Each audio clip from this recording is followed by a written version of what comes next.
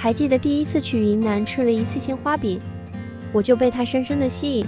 今天我们自己动手做一个，准备30克低筋面粉，放在平底锅里慢慢把它炒黄就可以了。我直接买的玫瑰花馅，如果你家里是花酱，一定要把汁水给沥出来。玫瑰花馅300克，放上刚才炒熟的面粉，我们给它抓拌均匀。把馅料分成20克一个的小剂子团成小球，最后盖上保鲜膜，冷冻上半个小时。先做个油酥面，面粉140克，猪油75克。如果没有猪油，可以换成其他的食用油来代替。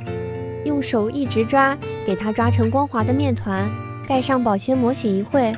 再来个水油皮，面粉150克，猪油55克，白糖20克，水75克，给它和成光滑的面团。再让它醒半小时。我们把水油皮拿出来，用手按一下，给它按成饼状。我们把油酥给包在里面，像包包子一样。再用手轻轻按一下，拿一个擀面杖慢慢给它擀成大薄片，这个动作要轻一些。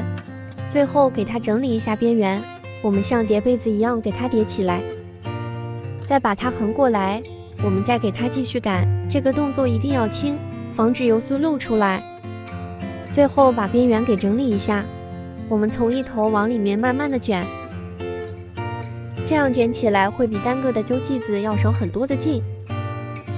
最后再给它揉一下，让边缘都衔接上，再把它们揪成一个一个的小剂子，盖上保鲜膜醒10分钟。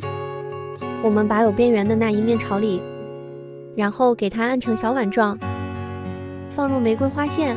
我们用虎口一点一点的把它收口，最后把接口处给它按平就可以了。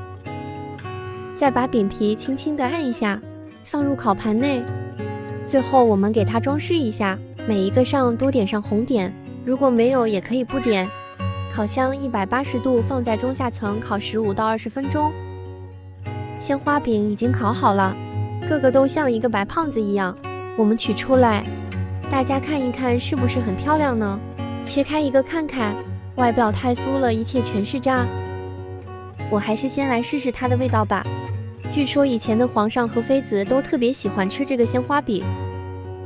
我尝一口，表皮是酥酥的，馅是甜甜的，还带着点玫瑰花的味道。家里没有烤箱的，我们继续看。平底锅开小火，放入鲜花饼，煎至一面金黄，我们给它翻个面，最后把四周也煎一下。平底锅版的也好了。虽然说卖相上没有烤的好看，但是味道并不差，你想不想也试一下？